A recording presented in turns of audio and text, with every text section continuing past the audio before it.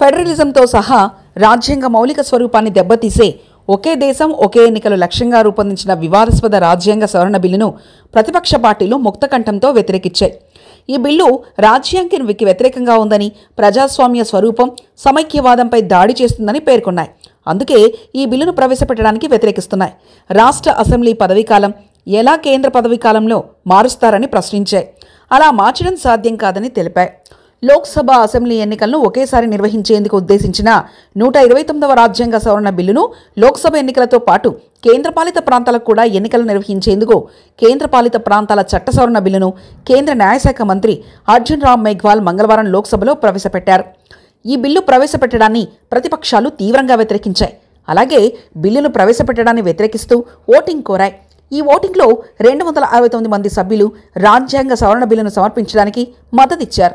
దీనికి 3/2 మెజార్టీ అవసరం. 198 మంది సభ్యులు బిల్లును ప్రవేశపెట్టడాన్ని వ్యతిరేకించారు. ప్రజెంటేషన్ దశలోనూ తీవ్ర వ్యతిరేకత రావడంతో వివాదాస్పద బిల్లును సంయుక్త పార్లమెంటరీ కమిటీ జేపీసీకి పంపిస్తామని కేంద్ర ప్రభుత్వం సభకు హామీ ఇచ్చింది.